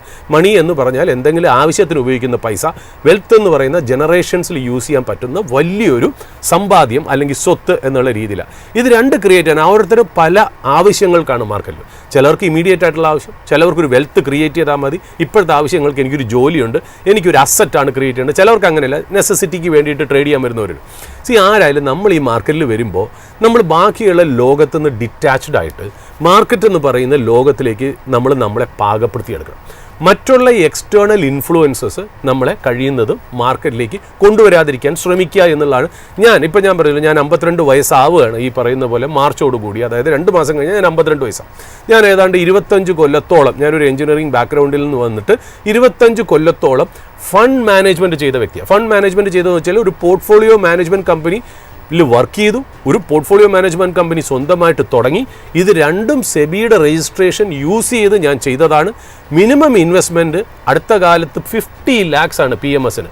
ഞാനൊരു സ്റ്റോക്ക് അഡ്വൈസറി അല്ല, ഞാൻ ആൾക്കാരുടെ പൈസ എനിക്ക് തരുന്നു, ഞാൻ എൻ്റെ കഴിവ് ഉപയോഗിച്ച് ഇൻവെസ്റ്റ് ചെയ്ത്, അതായത് എനിക്ക് ഇഷ്ടമുള്ള സ്റ്റോക്ക് മേടിക്കാം, എപ്പോൾ വേണമെങ്കിലും മേടിക്കാം, എപ്പോൾ വേണമെങ്കിലും സെല്ല് ചെയ്യാം. ഇതാണ് പോർട്ട്ഫോളിയോ മാനേജ്മെൻറ്റ് സർവീസ്. ഇത് ഞാൻ ഒരുപാട് നാളായിട്ട് ചെയ്ത് കഴിഞ്ഞ കൊല്ലം ഞാൻ അതിൽ നിന്ന് റിട്ടയർ ചെയ്ത് എൻ്റെ കമ്പനിയിൽ എൻ്റെ സ്റ്റേക്ക് വിറ്റിട്ട് ഞാൻ ഒറ്റയ്ക്ക് ഒരു റിട്ടയർമെൻറ്റ് ലൈഫ് ജീവിക്കുമ്പോഴാണ് നമ്മൾ മൈഫിനിൽ വന്ന് ജോയിൻ ചെയ്ത് കണ്ടന്റ് ക്രിയേറ്റ്. ആ ഒരു അനുഭവത്തിൽ ഞാൻ ആൾക്കാരായിട്ട് ഷെയർ ചെയ്യാണ്. എന്നെ എങ്ങനെ വേണമെങ്കിലും നിങ്ങൾക്ക് കാണാം, വേണമെങ്കിൽ നിങ്ങൾക്ക് ഈ പറയുന്നത് ഇഷ്ടപ്പെടാം. ഒരു കാര്യം മാത്രം, അതായത് നമ്മൾ ശരിക്കും പറഞ്ഞാൽ ഞാൻ ഈ 200 DMA 50 DMA 20 DMA എന്നൊക്കെ പറയുന്നത് ശരിക്കും പറഞ്ഞാൽ കുറച്ചൊക്കെ ഒരു വേസ്റ്റ് ഓഫ് ടൈം ആയിട്ട് എനിക്കും തോന്നുന്നുണ്ട്. കാര്യം എന്നറിയും, ഇതിനകത്ത് നമ്മൾ ചോദിക്കുന്ന കാര്യം എന്താ, നമുക്ക് എപ്പോഴും നമ്മുടെ തെറ്റുകൾക്ക് അപ്പുറത്ത് വേറൊരാളിൽ ബ്ലെയിം ചാരുക എന്നുള്ളത് മനുഷ്യ സഹജമാണ്. എനിക്കും ഉണ്ട്, ജാസ്മിനും ഉണ്ട്, നമുക്ക് എല്ലാവർക്കും ഉണ്ട്. അതെന്ന് പറഞ്ഞാൽ നമ്മൾ ഒരിക്കലും നമ്മുടെ തെറ്റാണെന്ന് അക്സെപ്റ്റ് ചെയ്യാനായിട്ട് നമുക്ക് വളരെ ബുദ്ധിമുട്ടാണ്. ഞാൻ 2026 തുടക്കത്തിലും ന്യൂ ഇയർ തൊട്ട് ഉള്ള പരിപാടികളിലും ഞാൻ പറഞ്ഞിരുന്നു, അന്ന് എൻ്റെ അച്ഛൻ്റെ ബലിയും കൂടെയായിരുന്നു. ഞാൻ നമ്മുടെ പ്രേക്ഷകരെന്ന് പറഞ്ഞാൽ നമുക്ക് വളരെ വേണ്ടപ്പെട്ടവരാണ് അല്ലേ. നമ്മുടെ അടുത്ത് നല്ലത് സംസാരിക്കുന്നവരും മോശം സംസാരിക്കുന്നവരോടത്തൊക്കെ എന്നെ സംബന്ധിച്ച് നിങ്ങളെല്ലാവരും എനിക്ക് ഡിയറാണ്. എൻ്റെ പ്രായം അങ്ങനെ ആയി. നമ്മളെ ഒന്ന് ക്രിട്ടിസൈസ് ചെയ്തതെന്ന് പറഞ്ഞുകൊണ്ട് നമുക്ക് അത്രയ്ക്കൊരു സങ്കടം വരില്ല. കാര്യം നമ്മൾ ഷെയർ ചെയ്യാൻ ഉദ്ദേശിക്കുന്നത് നമ്മുടെ മാർക്കറ്റിലെ എക്സ്പീരിയൻസ് ആയിരിക്കും. ചിലപ്പോൾ ശരിയായിരിക്കാം, തെറ്റായിരിക്കാം. അത് നല്ല രീതിയിൽ എടുത്തിട്ട്, അല്ലെങ്കിൽ നിങ്ങൾക്ക് അത് എങ്ങനെ വേണമെങ്കിലും ഉപയോഗിക്കാം, പക്ഷെ നിങ്ങൾക്ക് ഗുണം ചെയ്യുന്ന രീതിയിലായിക്കോട്ടെ എന്ന് നമ്മൾ ആലോചിക്കുന്നു. ചിലപ്പോൾ എന്നെ റിജക്റ്റ് ചെയ്യുന്നതായിരിക്കാം നിങ്ങൾക്ക് ഗുണമെങ്കിൽ തീർച്ചയായിട്ടും അത് പാലിച്ചുകൊണ്ട് പോവുക, അല്ല എന്നുണ്ടെങ്കിൽ പോകും. അപ്പോൾ ഞാൻ എൻ്റെ എക്സ്പീരിയൻസ് ഷെയർ ചെയ്യുന്നത് എനിക്കിവിടെ ഒന്നും നേടാനില്ല. ആർക്കെങ്കിലും ഇതുകൊണ്ടൊരു പ്രോഫിറ്റബിലിറ്റിയോ അല്ല ഗുഡ് ഡിസിഷൻ എടുക്കാൻ പറ്റുമെങ്കിൽ അതിന് സഹായകരമായിക്കോട്ടെ എന്നുള്ള രീതിയിലാണ് ഞാനിത് അവതരിപ്പിക്കുന്നത്. അതായത് ഇതിനകത്തുള്ളൊരു പാഠം എന്താണെന്ന് വെച്ചാൽ, നമുക്കെല്ലാവർക്കും, അതായത് ഒരു ഇൻവെസ്റ്റർ കമ്മ്യൂണിറ്റി അല്ലെങ്കിൽ ട്രേഡർ കമ്മ്യൂണിറ്റി അല്ലെങ്കിൽ പ്രേക്ഷകർ, ഇത് കാണുന്ന സ്റ്റോക്ക് മാർക്കറ്റായിട്ട് ബന്ധമുള്ളവർക്ക് ഇതൊരു പാഠമായിട്ട് പോകണം. ഞാൻ എപ്പോഴും ഇതിനെ കണക്കാക്കുന്നൊരു കാര്യമുണ്ട്. ഞാനിത് വലിയ ഇന്ത്യയിലെ ഇൻവെസ്റ്റേഴ്സ്, രാകേഷ് ജുൻജുൻവാലയെ ഞാൻ ഡയറക്റ്റായിട്ട് മീറ്റ് ചെയ്തിട്ടുണ്ട്, രമേഷ് ദമാനിയെ ഡയറക്റ്റായിട്ട് മീറ്റ് ചെയ്തിട്ടുണ്ട്, മനീഷ് ചോക്കാനിയെ ഡയറക്റ്റായിട്ട് മീറ്റ് ചെയ്തിട്ടുണ്ട്. എൻ്റെ 25 കൊല്ലത്തെ ഫണ്ട് എക്സ്പീരിയൻസ്. നമ്മൾ അവരെയൊക്കെ പോയിട്ട് ഇപ്പോൾ രാകേഷ് ജുൻജുൻവാല, രമേഷ് ദമാനി, മനീഷ് ചോക്കാനി എന്നൊക്കെ പറയുന്നവർ ആർക്കും വേണ്ടി ഫണ്ട് മാനേജ് ചെയ്യുന്നില്ല. അവരുടെ പേഴ്സണൽ ഇൻവെസ്റ്റ്മെൻറ്റ്സ് മാത്രം ചെയ്യുന്നവരാണ്. അവർ പറയുന്ന കാര്യങ്ങൾ ഞാൻ മനസ്സിലാക്കി മുന്നോട്ട് വരികയും എൻ്റെ അനുഭവങ്ങളും കൂടെ പഠിച്ച കാര്യങ്ങളാണ് ഞാൻ ഈ ഷെയർ ചെയ്യുന്നത്. അവരെപ്പോഴും പറയുന്ന ഒരു കാര്യമുണ്ട്, നിങ്ങൾ മാർക്കറ്റിൽ ചെയ്യുന്ന ഓരോ തെറ്റും, നിങ്ങൾക്ക് മാർക്കറ്റിൽ നഷ്ടപ്പെടുന്ന ഓരോ രൂപയും നിങ്ങളുടെ ട്യൂഷൻ ഫീസാണ്. അതായത് നിങ്ങൾക്ക് no mistakes made, only lessons learn. അതായത് മില്യൺസ് ഓഫ് ഡോളേഴ്സ് വർത്തിൻ്റെ ഒരു എഡ്യൂക്കേഷണൽ മെറ്റീരിയലാണ് നിങ്ങൾ മാർക്കറ്റിൽ ഉണ്ടാക്കുന്ന ഒരു ലോസ് എന്നുള്ളതാണ്. അതായത് പ്രൈസ്ലെസ് ആയിട്ടുള്ളൊരു സ്റ്റഡി എന്നാണ് അതിനെ പറയപ്പെടുന്നത് എന്നുള്ള. അതായത് നമ്മൾ ഏതൊരു അസറ്റ് ക്ലാസ്സും, അതായത് അവർ പറഞ്ഞതും ഞാൻ എൻ്റെ അനുഭവം കൊണ്ട് ചേർത്തിട്ട് ഞാനൊരു കാര്യം പറയാം. നമ്മളൊരു ഏത് അസറ്റ് ക്ലാസ് നമ്മൾ മേടിക്കാൻ ചെല്ലുമ്പോൾ, അത് റിയൽ എസ്റ്റേറ്റ് ആയിക്കോട്ടെ സ്റ്റോക്ക് ആയിക്കോട്ടെ, അതിൻ്റെ പുറകിൽ ചെറുതായിട്ടൊരു റിസർച്ച് നമ്മൾ നടത്തൂലേ. റിസർച്ച് അല്ലെങ്കിൽ നമ്മൾ ഈ പറയുന്ന പോലെ നമ്മൾ കുറച്ച് കാര്യങ്ങൾ അന്വേഷിക്കൂലേ. റിസർച്ച് എന്നുള്ള കാര്യം വിടുക, നമ്മൾ കുറച്ച് കാര്യങ്ങൾ അന്വേഷിച്ചല്ലേ പോവുക. ഞാനൊരു ചെറിയൊരു എക്സാമ്പിൾ പറയാം. റിയൽ എസ്റ്റേറ്റ് ആയിട്ട് കമ്പയർ ചെയ്തിട്ടാണ് പറയുന്നത്. ഇത് വളരെ സിമ്പിൾ ആയിട്ടുള്ളൊരു ലാംഗ്വേജോ അല്ലെങ്കിൽ എക്സാമ്പിൾസ് ആണെങ്കിൽ നിങ്ങൾ എന്നോട് ക്ഷമിക്കണം. കാര്യം കൂടുതലും നമ്മുടെ പ്രേക്ഷകർ മാർക്കറ്റിനെ കുറിച്ച് ഒരുപാട് അറിവില്ലാത്തവരായതുകൊണ്ട് ഞാൻ അവരെയും കൂടെ കേട്ടറിയാൻ വേണ്ടിയിട്ടാണ് ഞാൻ ഉദ്ദേശിക്കുന്നത്. നമ്മളൊരു സ്ട്രീറ്റ് ഉണ്ടെന്ന് വിചാരിക്കാം. ഞാൻ റിയൽ എസ്റ്റേറ്റിനെ കുറിച്ചാണ് പറയാൻ പോകുന്നത്. അപ്പോൾ ഒരു സിറ്റിയിൽ ഒരു സ്ട്രീറ്റ്, ഒരു നഗർ അല്ലെങ്കിൽ ഒരു കോളനിയാണെന്ന് വിചാരിക്കാം. ആ റോഡിൽ ഈ പറയുന്ന പോലെ 50 പ്രോപ്പർട്ടീസ് ഉണ്ടെന്ന് വിചാരിക്കാം. ഈ 50 പ്രോപ്പർട്ടീസിൽ 40 പ്രോപ്പർട്ടീസും നമ്മൾ ഒരു ദിവസം വില ചോദിക്കാൻ പോയപ്പോൾ ആദ്യത്തെ ദിവസം 50 ലക്ഷമായിരുന്നു. നമ്മൾ ഒരാഴ്ച കഴിഞ്ഞ് വീണ്ടും ആ സ്ഥലം കാണാൻ പോയപ്പോൾ 50 എന്നുള്ളത് ഇപ്പോൾ സെല്ലർ നമ്മുടെ അടുത്ത് ചോദിക്കുന്നത് 48 ലക്ഷമാണ്. പിന്നെ അത് നമ്മൾ ചെല്ലുമ്പോൾ അത് 45ആയി, 40ആയി, 38ആയി. അപ്പം നമ്മളൊരു 3-4 മാസം കൊണ്ട് നമ്മൾ മനസ്സിലാക്കിയ കാര്യം എന്താ? ഈ 50 പ്രോപ്പർട്ടി ഉള്ള ഈ സ്ട്രീറ്റിൽ അല്ലെങ്കിൽ കോളനിയിൽ 40 പ്രോപ്പർട്ടീസ് അവർ താഴേക്ക് ചോദിച്ചുകൊണ്ടിരിക്കുകയാണ്. അപ്പം നമ്മൾ അതിലേതെങ്കിലും ഒരെണ്ണം ഇൻട്രസ്റ്റ് ഉണ്ടെങ്കിൽ നമ്മൾ എന്ത് ചെയ്യും? കുറച്ചുകൂടി വെയിറ്റ് ചെയ്യാം, താഴെ വരാനുള്ള ചാൻസ്. ഇങ്ങനെയാണല്ലോ നമ്മുടെ കോമൺ സെൻസ് വർക്ക് ചെയ്യുന്നത്. എന്തുകൊണ്ട് ഈ 40 പ്രോപ്പർട്ടീസ് വില താഴേക്ക് പോകുന്നു? പല കാരണങ്ങളും ഉണ്ടാവും. ചിലപ്പോൾ ഒരു 11 kV ലൈൻ ആയിരിക്കാം. ഈ കോളനിയിൽ 40 വീടുകളുടെ മുന്നിൽ കൂടി ചിലപ്പോൾ ഒരു ചാല് പോകുന്നുണ്ടാവും, അല്ലെങ്കിൽ വേസ്റ്റ് കൊണ്ട് തട്ടുണ്ടാവും, അല്ലെങ്കിൽ ഈ പറയുന്ന പോലെ നമ്മുടെ എന്താ പറയുക, ആ പ്രോപ്പർട്ടി വാസ്തു ആ കൺഫിഗറേഷന് യോജിച്ചതല്ല, അല്ലെങ്കിൽ അതിൻ്റെ അടുത്തുകൂടെ 11 kV ലൈൻ പോകും, അല്ലെങ്കിൽ എന്തെങ്കിലും മരണം നടന്ന വീടാണ്, അല്ലെങ്കിൽ ആ കോളനിയിലെ ഈ 40 പ്രോപ്പർട്ടി ഇരിക്കുന്ന ഭാഗം പണ്ടൊരു ശ്മശാനമായിരുന്നു. എന്തെങ്കിലും ഒരു നെഗറ്റീവ്, ആ നെഗറ്റീവ് കാരണമാണ് അതിന് 40 പ്രോപ്പർട്ടിക്ക് ടേക്കേഴ്സ് ഇല്ലാത്തത്. ആണല്ലോ. നമ്മൾ ചെന്ന് അതിൽ മേടിക്കാൻ ചാൻസ് ഉണ്ടോ? നമ്മൾ സാധാരണ മേടിക്കാൻ ചാൻസ് ഇല്ല. നമ്മൾ പറയണേ അവിടെ എന്തോ പ്രശ്നമുണ്ട്. ഒന്നില്ലെങ്കിൽ അതിൻ്റെ ടൈറ്റിൽ ഡീൽഡ് പ്രോബ്ലം ഉണ്ടാവും, അല്ലെങ്കിൽ അതിൻ്റെ ഡോക്യുമെൻസിന് പ്രോബ്ലം ഉണ്ട്, അല്ലെങ്കിൽ നമ്മൾ ഈ പറഞ്ഞ നെഗറ്റീവ്സ് ആയിരിക്കും. നമ്മൾ എങ്ങനെയായിരിക്കും പെരുമാറുന്നത്? അത് വേണ്ട കേട്ടോ, അത് എടുക്കാതിരിക്കുന്നതാണ് നല്ലത്. കാര്യം അത് താഴേക്ക് ചോദിച്ചുകൊണ്ടിരിക്കുന്നെങ്കിൽ അതിൻ്റെ അർത്ഥം അതിനെന്തോ പ്രശ്നമുണ്ടെന്ന്. എന്നാൽ ഇപ്പുറത്തെ വശം ഒന്ന് ആലോചിച്ച് നോക്കാം. 50 പ്രോപ്പർട്ടിയിൽ 40 പ്രോപ്പർട്ടിയുടെ കാര്യമാണ് നമ്മൾ പറഞ്ഞു. നമ്മൾ ഈ 10 പ്രോപ്പർട്ടിയുടെ പ്രത്യേകത എന്താ? ഈ 10 പ്രോപ്പർട്ടിയുടെ പ്രത്യേകത, ഈ 40 പ്രോപ്പർട്ടിയുടെ നെഗറ്റീവ്സ് ഇവിടെ ഇല്ല. വേസ്റ്റ് കൊണ്ട് അവിടെ ഇടുന്നില്ല എന്ന് വിചാരിക്കുക, അതിൻ്റെ മുന്നിൽ കൂടി ചാല് പോകുന്നില്ല എന്ന് വിചാരിക്കുക, 11 kV ലൈൻ ഇല്ല എന്ന് വിചാരിക്കുക, വാസ്തു മറ്റേനേക്കാളും വളരെ ബെറ്ററാണ്. അവിടെ മേടിച്ച് സ്ഥലം വെച്ചവർക്ക് അല്ലെങ്കിൽ ആ പ്രോപ്പർട്ടിയിലൊക്കെ ജീവിച്ചിരുന്നവരൊക്കെ വലിയ രീതിയിലായി, സെലിബ്രിറ്റികൾ ഓൺ ചെയ്ത വീടാണ്. ഇന്നിങ്ങനെ പല കാരണങ്ങളാൽ ഈ 50 വീട് പ്രോപ്പർട്ടികളിൽ 40 എണ്ണം മോശമായിട്ട് ഓരോ ദിവസം ചിലപ്പോൾ 50, 48, 45, 42, 40, 38 എന്ന രീതിയിൽ താഴേക്ക് ചോദിച്ച സ്ഥലത്ത് ഈ 10 പ്രോപ്പർട്ടിയുടെ വില എങ്ങനെയായിരിക്കും? 50, 52, 54, 56, 58, 60. നമ്മളൊരു കോമൺ മാൻ എന്നുള്ള രീതിയിൽ നമുക്ക് ഒരു മാർക്കറ്റിൽ ഫണ്ടമെൻ്റൽസും പഠിക്കേണ്ട, ടെക്നിക്കലും പഠിക്കേണ്ട, കോമൺ സെൻസും മാത്രം മതി. ബികോമും വേണ്ട, എഞ്ചിനീയറിംഗ് വേണ്ട, മെഡിസിനും വേണ്ട, ഗവൺമെൻറ് ഉദ്യോഗവും വേണ്ട, പ്രൈവറ്റ് ഉദ്യോഗവും വേണ്ട, സോഫ്റ്റ്വെയറും അറിയേണ്ട, ജാവ അറിയേണ്ട, വിഷ്വൽ ബേസിക്കും അറിയേണ്ട, സിയും അറിയേണ്ട, C++ അറിയേണ്ട, പൈത്തണും അറിയേണ്ട, ഒരു സ്പേസ് ലോഞ്ചർ എങ്ങനെ പോകണമെന്നോ ഒന്നും അറിയേണ്ട. ഈ സാധാരണ വിവരം പോരെ നമുക്ക് ചെന്നിട്ട് നമുക്ക് കണ്ട ഉടനെ നമുക്ക് പറയാം ഈ 40 തൊടുകയോ ചെയ്യരുത്, ആ 10ലാണ് വാല്യൂ എന്ന് നമുക്ക് നിശ്ചയിക്കാനായിട്ട്, അല്ലേ? എന്തുകൊണ്ടാണ്? ആ അസറ്റ് ക്ലാസ്സിന് അതാണ്. അതായത് നമ്മളെന്താ താഴോട്ട് പോകുന്ന ഒരു സാധനത്തിലായിരിക്കണം വാല്യൂ എന്ന് നിർബന്ധമില്ല, കയറുന്ന സാധനത്തിലായിരിക്കാം വാല്യൂ, അല്ലേ? നമ്മൾ പക്ഷേ സ്റ്റോക്ക് മാർക്കറ്റിലേക്ക് വരുമ്പോഴും നമ്മളിപ്പോൾ ഈ സ്ട്രീറ്റിൻ്റെ കോളനിയുടെ കാര്യം പറഞ്ഞു. നമ്മൾ ഒരിക്കലും ഈ 40 എണ്ണം ഇപ്പം ആരെങ്കിലും നമ്മുടെ അടുത്ത് പറയുകയാണ് 40 എണ്ണം മേടിക്കുകയോ ചെയ്യരുതെന്ന് പറഞ്ഞിട്ട് നമ്മൾ കോൺട്രറിയനായിട്ട് ആക്ട് ചെയ്ത് വാശി കാണിച്ച് ഈ 40 ഒരെണ്ണം നമ്മൾ 40 ലക്ഷത്തിന് മേടിച്ചു. വീണ്ടും നമ്മുടെ കയ്യിൽ നിന്നും അത് താഴോട്ട് പോവുകയാണെങ്കിൽ നമ്മൾ എന്തിനെ കുറ്റം പറയണം? നമ്മളെ കുറ്റം പറയണോ? അതായത് നമ്മളുടെ അടുത്ത് എല്ലാവരും പറഞ്ഞിട്ട്, ഇപ്പം നമ്മുടെ വീട്ടുകാരൊക്കെ പറയും നിന്നോട് ഞാൻ അന്നേ പറഞ്ഞതല്ലേ അത് മേടിക്കരുതെന്ന്, അല്ലേ? എന്നിട്ടും നീ പോയി മേടിച്ചു എന്ന് പറയും. പക്ഷെ നമ്മൾ ആ സാമാന്യ ബുദ്ധിയൊക്കെ മാറ്റി വെച്ചിട്ട് നമ്മൾ പറയണം അത് ആ സ്ഥലത്തിൻ്റെ കുഴപ്പമായിരുന്നു, അല്ലെങ്കിൽ അത് അങ്ങനെയായിരുന്നു, അവിടെ ഒരു ചാലുണ്ടായിരുന്നു, 11 kV ലൈൻ ഉണ്ടായിരുന്നു എന്നൊക്കെ ചോദിക്കുമ്പോൾ നാട്ടുകാർ നമ്മുടെ അടുത്ത് പറയും ഇതൊക്കെ അറിഞ്ഞിട്ടല്ലേ നീ പോയത്, അല്ലേ? അപ്പം ഇതാണ് നമ്മൾ ശരിക്കും പറഞ്ഞാൽ. അപ്പം നമ്മൾ അവിടെ ആ കോളനിയെയോ അല്ലെങ്കിൽ ആ സ്ട്രീറ്റിനെയോ ആ ടൗണിനെയോ ആ മുനിസിപ്പാലിറ്റിയോ പഞ്ചായത്തിനെയോ ആ കോർപ്പറേഷൻ വാർഡിനെയോ കുറ്റം പറയുന്നതിൽ അർത്ഥമില്ല. നമ്മൾ ആരെ ബ്ലെയിം ചെയ്യണം? നമ്മളെ തന്നെ ബ്ലെയിം ചെയ്യണം എന്നുള്ളതാണ് അതിനകത്തുള്ള ഒരു ചെറിയൊരു പഠനം എന്ന് പറയുന്നത്, അല്ലേ? അപ്പോൾ നമ്മൾ ഒരു കാര്യം മനസ്സിലാക്കുക, ഈ റിയൽ എസ്റ്റേറ്റിൻ്റെ അതേ എക്സാമ്പിൾ നമ്മൾ സ്റ്റോക്ക് മാർക്കറ്റിലേക്ക് കൊണ്ടുവന്നാൽ എങ്ങനെ ഇരിക്കും? നമ്മളിപ്പോൾ പറഞ്ഞ എന്താ? സ്റ്റോക്ക് മാർക്കറ്റിൽ നിഫ്റ്റിയിൽ 500 സ്റ്റോക്കിൽ 70% സ്റ്റോക്കും 20-day മൂവിങ് ആവറേജിൻ്റെ താഴെയാണ്. അതിൻ്റെ അർത്ഥം എന്താ? അതിൻ്റെ ഷോർട്ട് ടേം സെൻറ്റിമെൻറ്റ് അല്ലെങ്കിൽ ആ ഒരു ഇൻഡിക്കേറ്റർ കാണിക്കുന്നത് ഒരു നെഗറ്റീവ് സെൻറ്റിമെൻ്റ് ആണ്. എന്നാൽ ലോങ്ങർ ടേമിലേക്ക് നെഗറ്റീവ് കാണിച്ചു തുടങ്ങിയിട്ടില്ല. എന്നാൽ 200 DMA നമുക്ക് തരുന്ന വ്യത്യാസം എന്താ? 50 DMA ഒക്കെ കഴിഞ്ഞ് 200 DMA, അതായത് for a longer period of time market നമ്മുടെ അടുത്ത് പറഞ്ഞു തരികയാണ് ഈ സ്റ്റോക്കിൻ്റെ സെൻറ്റിമെൻറ്റ് ഇപ്പം നെഗറ്റീവാണ്. സ്റ്റോക്ക് മോശമാണെന്നോ ബിസിനസ് മോശമാണെന്നല്ല, സെൻറ്റിമെൻറ്റ്, അതായത് അതിൻ്റെ ആ മാർക്കറ്റ് അവരെ കാണുന്നത് നെഗറ്റീവാണ് എന്നുള്ളത്. അപ്പം നമ്മൾ എത്രയൊക്കെ ശതമാനം പറഞ്ഞു? 70% 50 ഡേ മൂവിങ് ആവറേജിന് താഴെ, 60% 200 ഡേ മൂവിങ് ആവറേജ്. ആ സ്റ്റോക്കുകളാണ് നമ്മുടെ കയ്യിൽ ഇപ്പോൾ ഇരിക്കുന്നതെങ്കിൽ എനിക്കും ജാസ്മിനും കാണുന്ന പ്രേക്ഷകരും സങ്കടപ്പെടാൻ ചാൻസസ് ഉണ്ട്.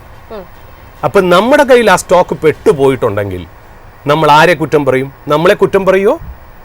നമ്മൾ കോളനിയെ കുറ്റം പറയുമോ? നമ്മൾ ആരെയായിരിക്കും കുറ്റം പറയുക? ട്രംപിനെ കുറ്റം പറഞ്ഞിട്ട് കാര്യമുണ്ടോ? യുക്രൈനെ കുറ്റം പറഞ്ഞിട്ട് കാര്യമുണ്ടോ? റഷ്യ കുറ്റം പറഞ്ഞിട്ട് കാര്യമുണ്ടോ? ഒന്നും കുറ്റം പറഞ്ഞിട്ട് കാര്യമില്ല. കാര്യം ഇപ്പുറത്തെ വശം നമുക്ക് നോക്കാം. ഇപ്പുറത്തെ വശം ആരാ? ഇപ്പുറത്തെ വശം എന്ന് പറഞ്ഞാൽ നമ്മൾ 70% സ്റ്റോക്കാണല്ലോ ഈ പറഞ്ഞ പോലെ 50 DMAക്ക് താഴെ. ബാക്കി 30% എവിടെ? 60% സ്റ്റോക്സ് ആണല്ലോ 200 DMAക്ക് താഴെ. ബാക്കി 40% എവിടെ? ഞാൻ ജസ്റ്റ് ഒന്ന് പറയാം. ആ സ്റ്റോക്കുകൾ എന്തായിരിക്കും മാർക്കറ്റിൽ ചെയ്തത്? 20% return, 30% return, 40% return, 50% return, 60, 70, 80, 90, 100. Yes, അത്രയും സ്റ്റോക്കുകൾ അത്രയും മൂവ് ചെയ്തിരുന്നു എന്നുള്ളതാണ്. അതായത് ഞാൻ ജസ്റ്റ് ഒരു കാര്യങ്ങൾ പറയാം. ഈ സ്റ്റോക്കുകൾ ഹോൾഡ് ചെയ്യുന്നവരാണ് നമ്മളിൽ ആരെങ്കിലും എന്നുണ്ടെങ്കിൽ നമുക്ക് ട്രംപിനോടോ റഷ്യയോടോ ആരോടും സങ്കടമില്ല.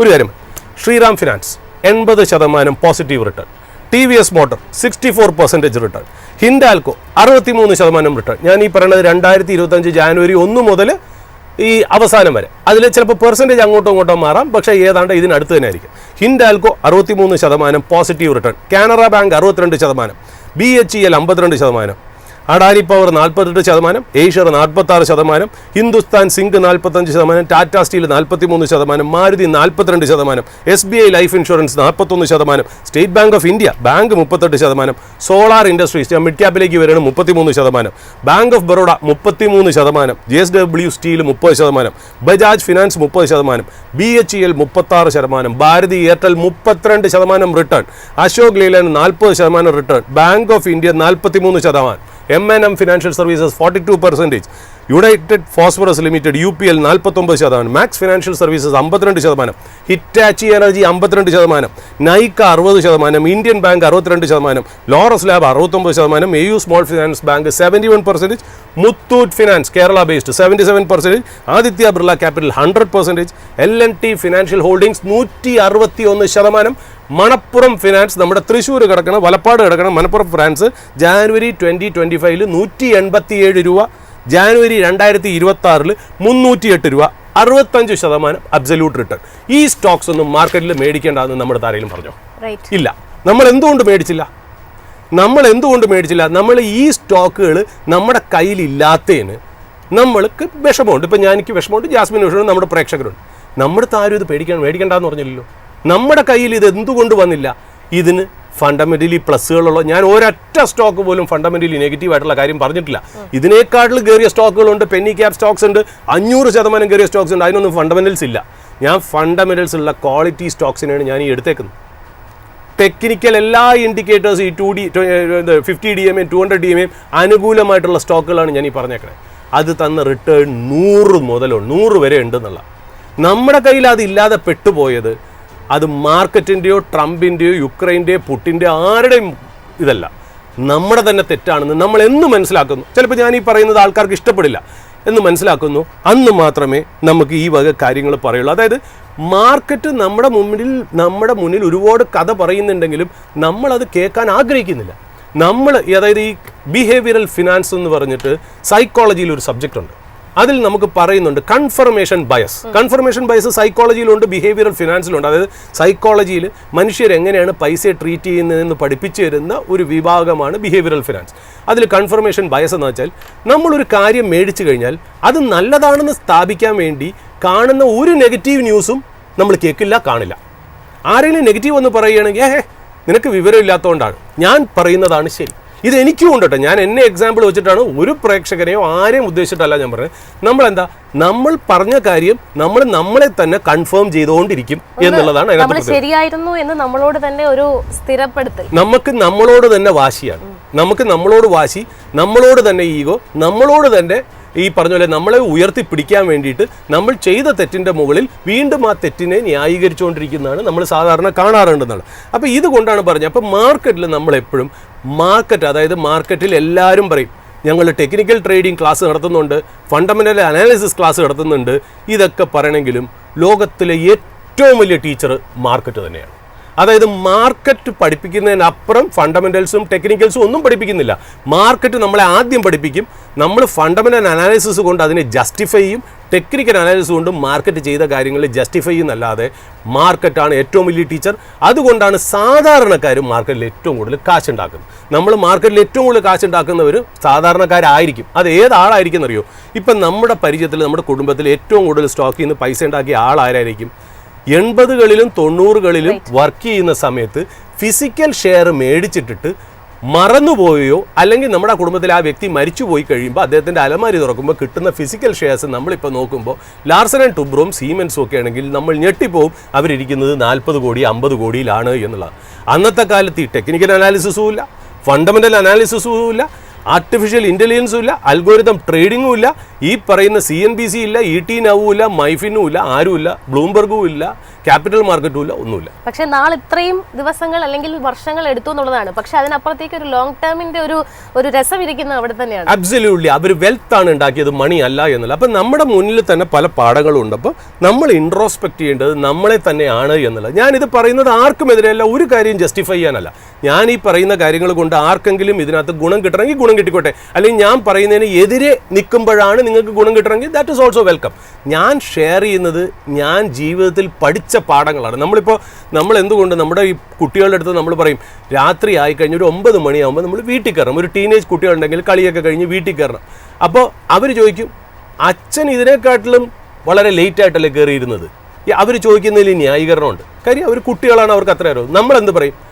അതിൻ്റെ ദൂഷ്യങ്ങൾ മനസ്സിലായതുകൊണ്ടാണ് നിൻ്റെ അടുത്ത് 9 മണിക്ക് കയറാൻ പറഞ്ഞത് അല്ലേ. അപ്പം നമ്മളിവിടെ എന്ന് വെച്ചാൽ ഞാനൊരു വയസ്സുകൊണ്ട് ഞാനൊരു സാധാരണക്കാരനാണ്. എൻ്റെ അടുത്ത് ഒരാൾ ഇന്നലെ മാർക്കറ്റിൽ ചോദിച്ചു താങ്കൾക്ക് ഫിനാൻസിനെ കുറിച്ച് ഒന്നും അറിയില്ല അല്ലേ? അറിയാൻ ചാൻസ് ഇല്ല. ഞാനൊരു എഞ്ചിനീയറിംഗ് ബാക്ക്ഗ്രൗണ്ടിൽ നിന്ന് വന്നുകൊണ്ട് എൻ്റെ അറിവുകൾ ചിലപ്പോൾ പരിമിതികളായിരിക്കും.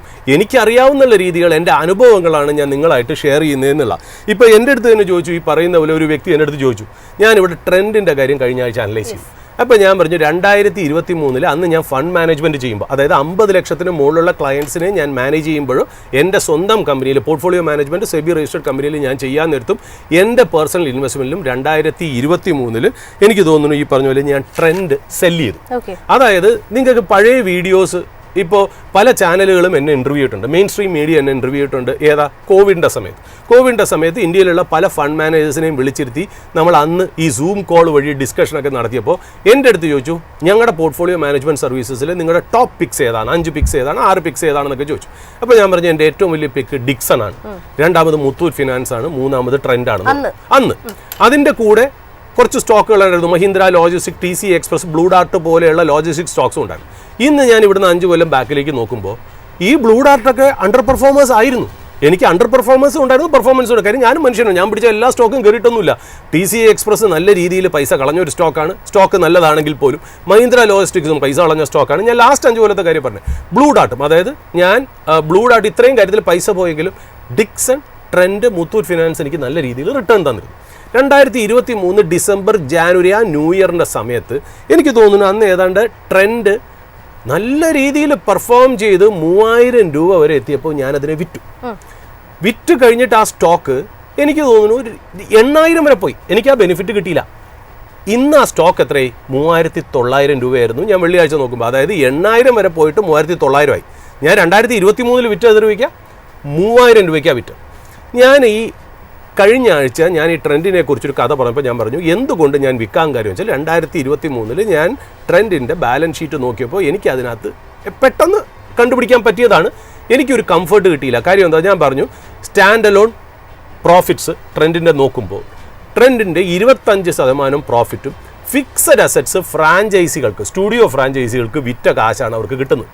ബാക്കി 26% പ്രോഫിറ്റ് കിട്ടുന്നത് അവരുടെ ജോയിൻറ്റ് വെഞ്ചറായിട്ടുള്ള സാറ എന്ന് പറയുന്ന ബ്രാൻഡ് നടത്തുന്ന ഇൻഡിടെക്സിൽ നിന്നുള്ള ഡിവിഡൻഡാണ്.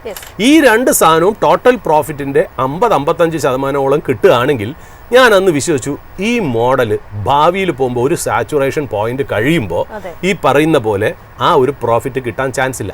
എൻ്റെ ഒരു യുക്തിയാണ് ഞാൻ പറയുന്നത്. അപ്പോൾ അന്ന് പണ്ട് ഇവിടെ പ്രസ്റ്റീജ് മോളിൽ മാത്രം ഉണ്ടായിരുന്ന സൂഡിയോ ഞാൻ നോക്കുമ്പോൾ ഇപ്പോൾ ഓരോ 200 മീറ്ററിലും 1 കിലോമീറ്ററിനിടയിൽ സൂഡിയോ ആയപ്പോൾ ഞാൻ വെച്ചു സ്റ്റോറുകൾ കൗണ്ട് ചെയ്യുകയാണെങ്കിൽ ഈ ഫണ്ടമെൻ്റൽസ് നിൽക്കില്ല. ഞാൻ അത് കാരണം എൻ്റെ കൺവിക്ഷനും ആ ബന്ധവും ട്രെൻഡിൽ നിന്ന് പോയപ്പോൾ ഞാൻ എനിക്കും വിറ്റു, ഞാൻ എൻ്റെ ക്ലയൻസിനും വിറ്റു. അത് കഴിഞ്ഞ് സ്റ്റോക്ക് കയറിയോ ഇല്ലെന്ന് നിൽക്കട്ടെ, കയറി എന്നുള്ളതാണ് എൻ്റെ അസസ്മെൻറ്റ് തെറ്റായിരുന്നു. ബട്ട് ഇന്ന് ഞാൻ നോക്കുമ്പോൾ എൻ്റെ അസസ്മെൻറ്റ് കറക്റ്റ് ആയിരുന്നു എന്നുള്ളത്. പക്ഷേ മാർക്കറ്റ് അതിന് 8000 വരെ കൊണ്ടുപോയി. അപ്പം ഞാൻ ഈ ട്രെൻഡിൻ്റെ കാര്യം ഞാൻ പറഞ്ഞപ്പോൾ അടിയിലൊരു പ്രേക്ഷകൻ കണ്ട് താങ്കൾക്ക് ഇത് 2003 പറയായിരുന്നില്ലേ? ഞാൻ ചോദിച്ചു, എത്ര ബാലിശമായിട്ടുള്ള ചോദ്യം. കാര്യം 2023 ഞാൻ ഇവിടെ ഇരിക്കുന്നെങ്കിലല്ലേ ഞാൻ പറയാൻ പറ്റുള്ളൂ. എന്നെ ആരെങ്കിലും ചോദിച്ചാലല്ലേ പറയാൻ പറ്റുള്ളൂ. ഞാൻ അതിന് ഉത്തരം കൊടുത്തിരുന്നു. എവിടെ? എൻ്റെ ഇൻവെസ്റ്റേഴ്സിൻ്റെ പോർട്ട്ഫോളിയോയിൽ സെല്ല് ചെയ്യുകയും എൻ്റെ പേഴ്സണൽ പോർട്ട്ഫോളിയോയിൽ സെല്ല് ചെയ്യുകയും ഞാൻ മെസ്സേജ് കൊടുത്തിരുന്നു എന്നുള്ള. പക്ഷേ അത് ഈ പ്രേക്ഷകൻ കാണില്ല. ചോദിക്കാൻ വേണ്ടി ഒരു ചോദ്യം ചോദിച്ചിട്ട്, അതായത് 2003 പറഞ്ഞു. 2003 പറഞ്ഞ വേദി ഇതല്ലായിരുന്നു എന്ന് മാത്രം. അന്ന് എനിക്കുണ്ടായിരുന്ന വേദി എവിടെയായിരുന്നു? എനിക്ക് ആരോടും പറയാനുള്ള കമ്മിറ്റ്മെൻറ്റോ ഓബ്ലിഗേഷനോ ഇല്ല. ഞാൻ എൻ്റെ പോർട്ട്ഫോളിയോയിൽ അതിൽ ആക്ട് ചെയ്തു, എൻ്റെ പേഴ്സണൽ പോർട്ട്ഫോളിയോയിൽ ആക്ട് ചെയ്തു, എൻ്റെ ക്ലയൻസിൻ്റെ പോർട്ട്ഫോളിയോയിൽ ആക്ട് ചെയ്ത് ഞാൻ ഈ സന്ദേശം അറിയിച്ചു എന്നുള്ള. അന്ന് എനിക്ക് അറിയിക്കാൻ അത്രയും ആൾക്കാരെ മതി. അന്ന് എനിക്ക് മൈഫിൻ്റെ പ്രേക്ഷകരില്ല, അല്ലെങ്കിൽ എനിക്ക് അങ്ങനെ പബ്ലിക്കായിട്ട് തരേണ്ട കമ്മിറ്റ്മെൻറ്റും ഇല്ല, ഇന്നുമില്ല. പക്ഷെ നമ്മൾ ഷെയർ ചെയ്യണത് ഒരു പാഠമാണ്. ഈ പാഠത്തിൽ നിന്ന് നിങ്ങൾക്ക് എന്തെങ്കിലും മനസ്സിലാക്കാൻ പറ്റുമെങ്കിൽ അത് നന്നായിരിക്കണം എന്നുള്ള രീതിയിൽ മാത്രമേ എനിക്കൊന്ന് പറയാനുള്ളൂ എന്നുള്ളതാണ്. അപ്പോൾ ഇത് ജസ്റ്റ് ഞാൻ മാർക്കറ്റിൻ്റെ ഞാൻ പഠിച്ച ഒരു സ്റ്റഡി ഞാൻ പ്രേക്ഷകരായിട്ട് ഷെയർ ചെയ്തു എന്ന് മാത്രം. എടുക്കാം, എടുക്കാതിരിക്കാം, നിങ്ങൾക്ക് എന്ത് നല്ലത് വരണോ അതിൻ്റെ കൂടെ ഞാനുണ്ട് എന്നുള്ള മാത്രമേ എനിക്ക് പറയാൻ പറ്റുള്ളൂ. പിന്നെ രണ്ടാമത്തെ കാര്യം, ഒരു ഇമ്പോർട്ടൻ്റ് ആയിട്ടുള്ളൊരു കാര്യം എനിക്ക് പറയാനുള്ളതെന്ന് വെച്ചാൽ, നമ്മൾ വെള്ളിയാഴ്ച എക്സ്പെക്റ്റ് ചെയ്തിരുന്നു, അതായത് Indian standard time 8:30 PM Friday, അല്ലെങ്കിൽ 10:30 AM eastern standard time US Washington time, ട്രംപിൻ്റെ ടാരിഫിൻ്റെ സുപ്രീം കോടതി റൂളിംഗ്, അതായത് അദ്ദേഹം ഇമ്പോസ് ചെയ്തിരിക്കുന്ന ഈ ടാരിഫ് ഇല്ലീഗലാണോ അല്ലയോ എന്നുള്ളൊരു റൂളിംഗ് വരാൻ സാധ്യതയുണ്ടെന്ന് പറഞ്ഞു. നമ്മൾ എന്നിട്ട് അന്ന് ഇവാലുവേറ്റ് ചെയ്തു. വെള്ളിയാഴ്ച രാവിലെ നമ്മൾ ഓപ്പണിംഗ് അവേഴ്സിൽ പറഞ്ഞു, ഈ റൂളിംഗ് ട്രംപിന് ഫേവർ വരികയാണെങ്കിൽ ട്രംപ് സ്ട്രോങ്ങറായി മാറും. ഈ റൂളിംഗ് ട്രംപിന് എഗെയിൻസ്റ്റ് ആയിട്ട് വരികയാണെങ്കിൽ എന്ത് പറ്റും? ഈ പറയുന്ന പോലെ വലിയ നഷ്ടമായിരിക്കും. കാര്യം വെച്ചാൽ അമേരിക്ക ട്രംപിൻ്റെ വാക്കുകൾ പ്രകാരം $600 ബില്യൺ ടാരിഫ് ഇനത്തിൽ അമേരിക്ക ഏൺ ചെയ്യും. ഇത്രയും കാശ് റീഫണ്ട് ചെയ്ത് കൊടുക്കേണ്ടി വരും എന്ന് നമ്മൾ പറഞ്ഞു. വെള്ളിയാഴ്ച വൈകുന്നേരമായി 8:30 മണിക്ക് ഞാൻ US മാർക്കറ്റ് നോക്കി. US സുപ്രീം കോടതി കൺവീൻ ചെയ്തു. എന്നിട്ട് അവർ പറഞ്ഞു ഡിഫർ ചെയ്തു, ബുധനാഴ്ചത്തേക്ക് മാറ്റിയിരിക്കുന്നു. അപ്പോൾ അതായ ദിവസം ഏതാ? ഇന്ന് ബുധനാഴ്ച January 14. ഇന്ന് January 14 8:30 PM again Washington DC time 10:30 AM EST eastern standard ടൈമിൽ ആ റൂളിംഗ് വരുമോ വരൂലേ എന്നറിയില്ല. പക്ഷേ ഇന്ന് സുപ്രീം കോടതി സിറ്റിംഗ് ഉണ്ട്. അതിനകത്ത് ഇത് പറയുന്ന പോലെ ഡിഫർ ചെയ്യോ ഒരു റൂളിംഗ് വരുമോ എന്നുള്ളതിന് വേണ്ടി നമ്മൾ കാത്തിരിക്കുന്നു. ആണല്ലോ, നമുക്കും നാളെ ഹോളിഡേ. ഞാൻ ജസ്റ്റ് ഒരു കാര്യം പറയാം. നമുക്ക് വെള്ളിയാഴ്ച നമ്മൾ പോയി റൂളിംഗ് ഡിഫർ ചെയ്തു. ശനി ഞായർ നമുക്ക് ഹോളിഡേ. റൂളിംഗ് ഡിഫർ ചെയ്തിട്ട് US മാർക്കറ്റ് കയറി. കാര്യം US മാർക്കറ്റ് നെഗറ്റീവാണ്, ട്രംപ് തോക്കുകയാണെങ്കിൽ. കാര്യം എന്താ? $600 ബില്യൺ ടാരിഫിനെത്തി കിട്ടി. ഇനി റൂളിംഗ് എഗെയിൻസ്റ്റ് വരികയാണെങ്കിൽ, കാര്യം ഇപ്പോൾ US മാർക്കറ്റ് അതായിട്ട് പൊരുത്തപ്പെട്ടു. ഇനി റൂളിംഗ് ട്രംപിന് എഗെയിൻസ്റ്റ് വരികയാണെങ്കിൽ US മാർക്കറ്റ് നല്ല രീതിയിൽ കറക്റ്റ് ചെയ്യും. കാര്യം $600 ബില്യൺ തിരിച്ച് മറ്റുള്ള രാജ്യങ്ങൾക്ക് കൊടുക്കേണ്ടി വരും. അപ്പോൾ അത് നടന്നില്ല. US മാർക്കറ്റ് പുതിയ ഹൈയിലേക്ക് പോയി. നമ്മൾ തിങ്കളാഴ്ച വന്നപ്പോൾ എന്താ സംഭവിച്ചത്? നമ്മളും 100-150 നിഫ്റ്റി പോയിന്റ്സ് അപ്പായിരുന്നു. ട്രംപിന് എഗെയിൻസ്റ്റ് ആയിട്ട് റൂളിംഗ് വരാത്തത് കാരണം, ശ്രദ്ധിക്കുക, ട്രംപിന് എഗെയിൻസ്റ്റ് റൂളിംഗ് വരാത്തത് കാരണം നമ്മൾ ഇന്നിരിക്കുന്നു 14 ജാനുവരി അല്ലേ?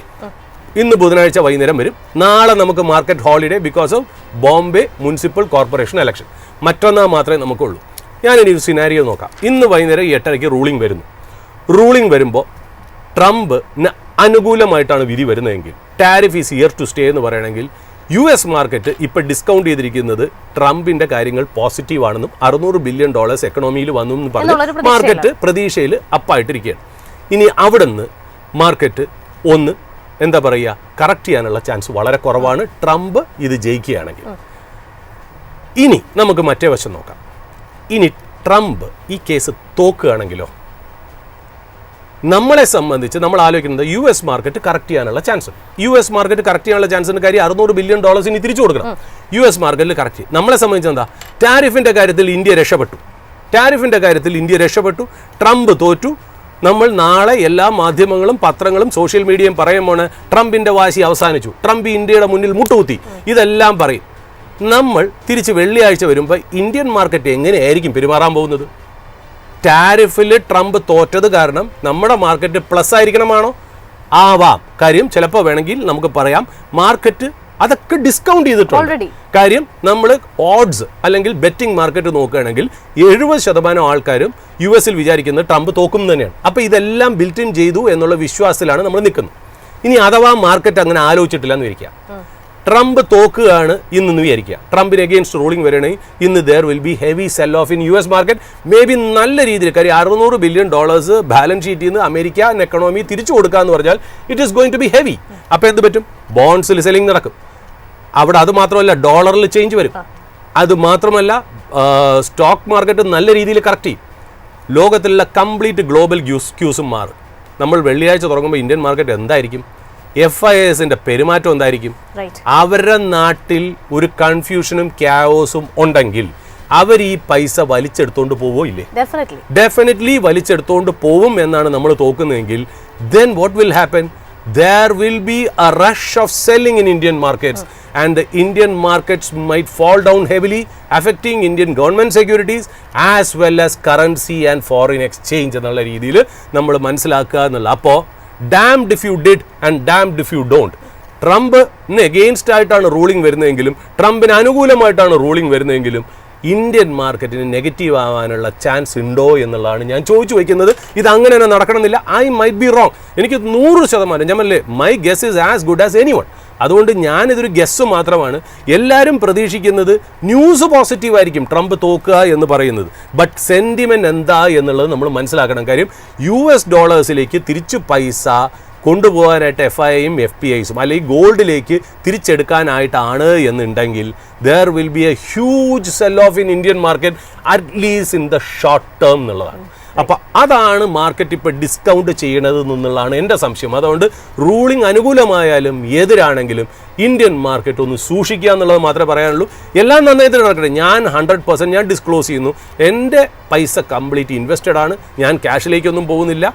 ഞാൻ ആ ഫോള് കാണാൻ എനിക്ക് വേറെ നിവൃത്തിയില്ല. കാര്യം നേരെ തിരിച്ചാണ് വരണമെങ്കിൽ എന്ത് ചെയ്യും? പക്ഷേ ഇത് കോഷൻ ചെയ്യുക എന്നുള്ളത് എൻ്റെ ഒരു മോറൽ റെസ്പോൺസിബിലിറ്റി, റാദർ ഓബ്ലിഗേഷൻ എന്നുള്ള രീതിയിൽ ഞാൻ പറയുന്നു. Be careful. That doesn't mean that there is no advice, there is no solicitation, there is no recommendation that you should go into cash. But ഞാൻ രണ്ട് വശവും പറഞ്ഞു എന്നേ ഉള്ളൂ.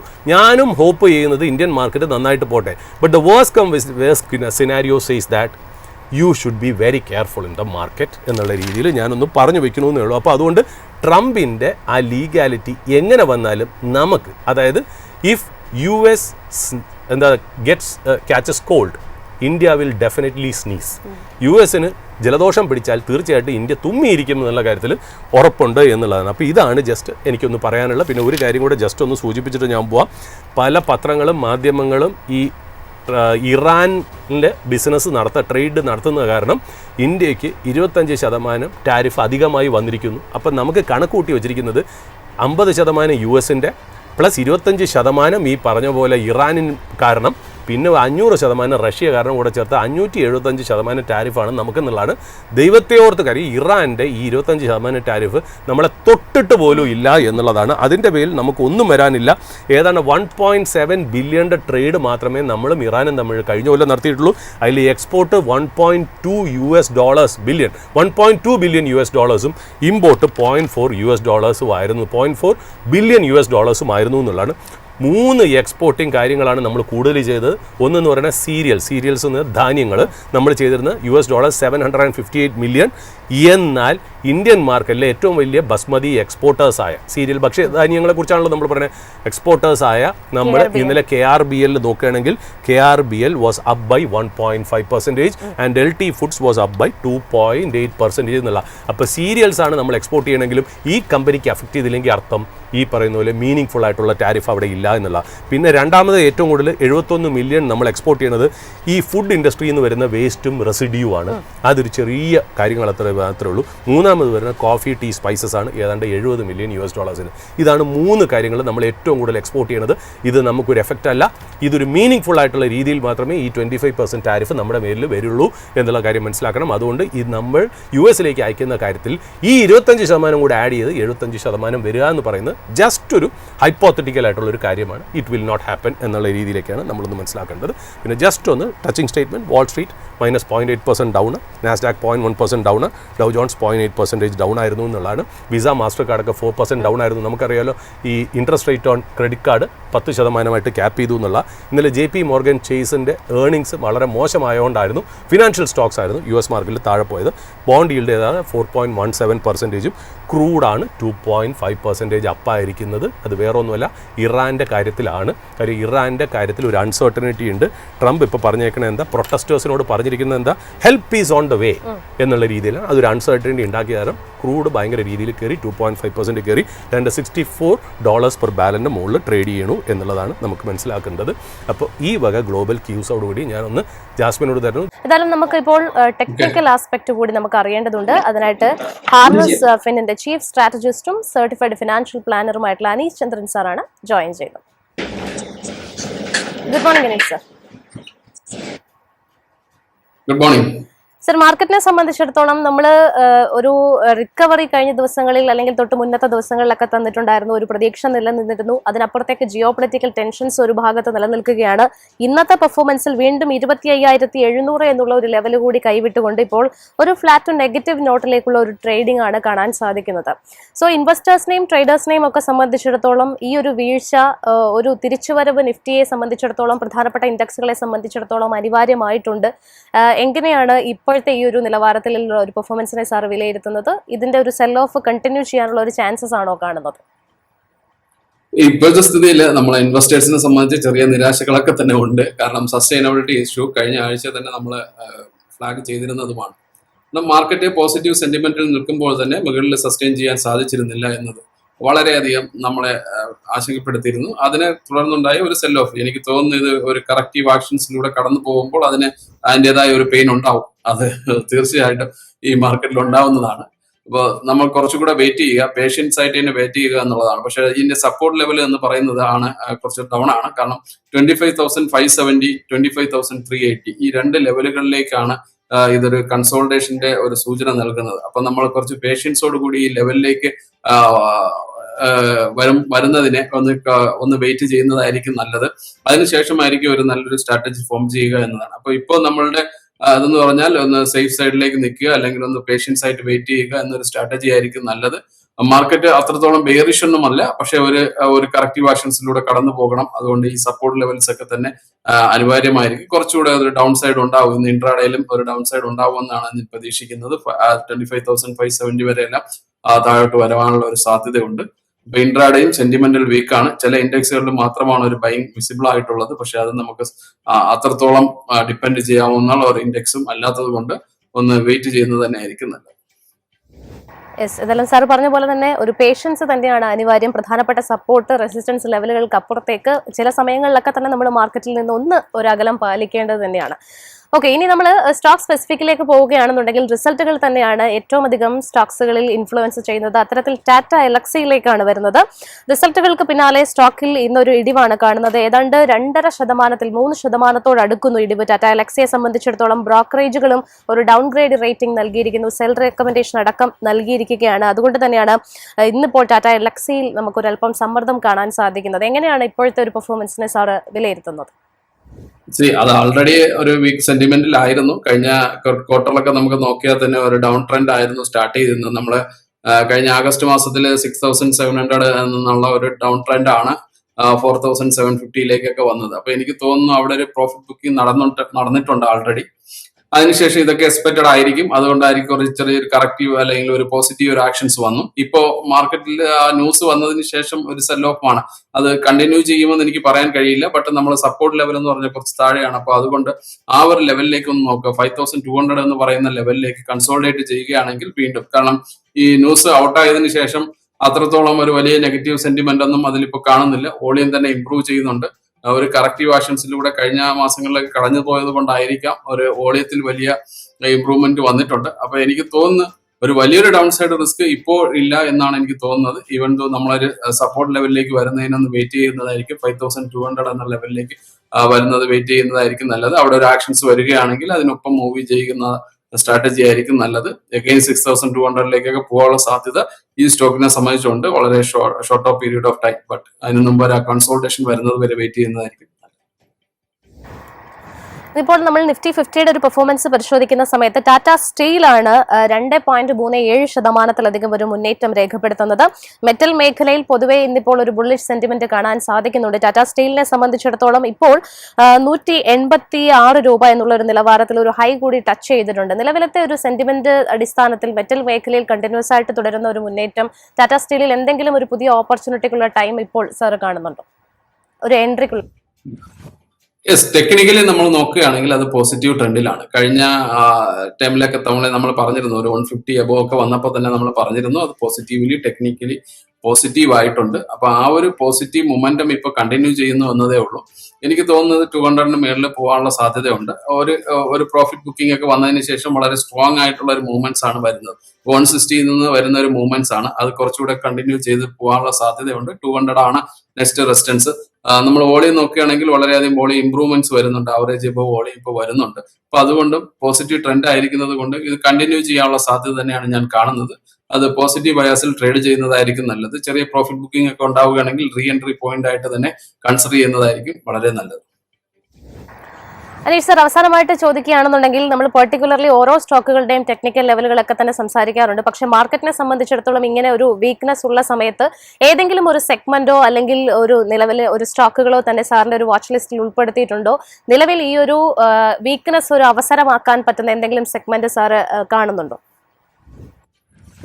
നമ്മളെ മെറ്റൽ ഇൻഡെക്സിൽ ഇത് ടാറ്റ സ്റ്റീൽ തന്നെ ഉണ്ട്. അതേപോലെ തന്നെ ഞാൻ മുമ്പ് പറഞ്ഞിട്ടുള്ള ബാങ്കിങ് PSU ബാങ്കിങ് സെക്ടർ ഉണ്ട്. അതിനോടൊപ്പം തന്നെ ഞാനിപ്പോൾ IT സെഗ്മെന്റിൽ ചില സ്റ്റോക്സുകൾ, ഫ്രണ്ട് ലൈൻ സ്റ്റോക്സുകൾ തന്നെ നോക്കുമ്പോൾ ഒരു ചാർട്ടിൽ ഒരു പോസിറ്റീവ്നെസ്, അതായത് കറക്റ്റീവ് ആക്ഷൻസ് കഴിഞ്ഞിട്ട് മുകളിലോട്ട് വരാനുള്ള സാധ്യതയുണ്ട്. ഇപ്പൊ നമ്മളൊരു സെക്ടർ വൈസ് നോക്കുകയാണെങ്കിൽ എനിക്ക് IT സെക്ടർ കുറച്ചുകൂടെ ഒരു ഫേവറബിൾ ആയിട്ട് തോന്നുന്നുണ്ട്. ഗ്ലോബലി ഒരുപാട് ഇഷ്യൂസ് ഒക്കെ ഉണ്ട്. ആ ഒരു പെയിൻഫുൾ സിറ്റുവേഷനിലൂടെ കടന്നു പോകുമ്പോൾ എനിക്ക് തോന്നുന്നത് അത് ചിലപ്പോൾ ലാസ്റ്റ് ചെയ്യുന്നില്ല എന്നുള്ളത് കാണുകയാണെങ്കിൽ തീർച്ചയായും നല്ല റെക്കമെൻഡ് അല്ലെങ്കിൽ ബൈങ് സ്ട്രാറ്റജിയിലേക്ക് വരാനുള്ള സാധ്യതയുണ്ട്. അപ്പൊ ഈ ഒരു ഇതിലേക്ക് ഞാൻ സെക്ടർ വൈസ് പറയുകയാണെങ്കിൽ IT കൂടെ നമ്മളൊന്ന് വാച്ച് ചെയ്യണം എന്നതായിരിക്കും ഒരു സെക്ടറിനെ സംബന്ധിച്ച് പറയാനായിട്ട്. അല്ലെങ്കിൽ കണ്ടിന്യൂസ്ലി PSU ബാങ്ക്സ് പോസിറ്റീവ് ആവുന്നുണ്ട്. അതും കണ്ടിന്യൂസ് ഞാൻ നേരത്തെ ഒക്കെ പറഞ്ഞിട്ടുണ്ട്. യൂണിയൻ ബാങ്കും കാനറ ബാങ്കും ഒക്കെ പറഞ്ഞിട്ടുണ്ട്. അതിനോടൊപ്പം തന്നെ ഇപ്പൊ മെറ്റൽ സെക്ടറിൽ നമ്മുടെ ടാറ്റ സ്റ്റീലിനൊപ്പം തന്നെ ഹിന്ദുസിംഗ് ഇങ്ങനെയുള്ള സ്റ്റോക്സും പറയുന്നുണ്ട്. അപ്പൊ ഈ ഒരു സ്റ്റോക്സിലെല്ലാം തന്നെ പോസിറ്റീവ് മൊമെന്റം ബൈ ഉണ്ട്. പക്ഷെ ഒരു റിക്കവറി മോഡ് എന്നുള്ള നിലയിൽ കൂടുതൽ എംഫസിസ് കൊടുക്കുന്നത് ഒരു IT സെക്ടറിലായിരിക്കാം എന്നുള്ളതാണ് എന്റെ ഒരു view. Thank you so much Aneesh sir. Thank you so much. Thank you Suresh sir. നമ്മുടെ ഒരു സെഷൻ വൈൻഡ് അപ്പ് ചെയ്യേണ്ടതുണ്ട്. പക്ഷെ അതിന് മുൻപായിട്ട് ഒരു കമന്റ് നമുക്ക് വന്നിട്ടുണ്ട്. അതായത് നമ്മുടെ ഈ പറയുന്ന ഈ ഓപ്പണിംഗ് അവേഴ്സിന്റെ ഈ ചർച്ച കേട്ടിട്ട് പ്രത്യേകിച്ച് പ്രയോജനമൊന്നുമില്ല, മഴ പെയ്യാനും പെയ്യാതിരിക്കാനും സാധ്യതയുണ്ട് എന്ന് പറയുന്ന കാലാവസ്ഥാ നിരീക്ഷണ കേന്ദ്രത്തിന്റെ ഒരു ചർച്ച പോലെയാണെന്നൊക്കെയാണ് പറയുന്നത്. പക്ഷേ ഇതിനകത്ത് പ്രേക്ഷകർ മനസ്സിലാക്കേണ്ട ഒരു കാര്യമുണ്ട്. അതായത് നാളെ ഉറപ്പായിട്ടും മഴ പെയ്യും കേട്ടോ എന്ന് നമുക്ക് പറയാൻ പറ്റത്തില്ല. നാളെ മഴ പെയ്യില്ല എന്നും നമുക്ക് പറയാൻ പറ്റത്തില്ല. ഇൻ കേസ് മഴ പെയ്യുകയാണെന്നുണ്ടെങ്കിൽ കുടയെടുത്തോളൂ എന്നുള്ള ഒരു കോഷൻ നമുക്ക് കൊടുക്കാൻ പറ്റും. അത് തന്നെയാണ് നമ്മൾ ചെയ്യുന്നത്. ജാസ്മിൻ, ഇതിപ്പോ നമുക്കിപ്പോ ലൈവായിട്ട് നമ്മൾ നടത്തുന്നതിന്റെ കീഴേ ആയിരിക്കാം ഈ ഒരു കമന്റ് വന്നത് അല്ലേ? നമ്മൾ ഇതിലിപ്പോ യൂട്യൂബിൽ ഇനി ലേറ്റ് ആയിട്ട് നമ്മൾ പോസ്റ്റ് ചെയ്യുമ്പോഴും ഇതിന്റെ പുറകിൽ ഇതേപോലെ ഒരു കമന്റ് ഉണ്ടാവും.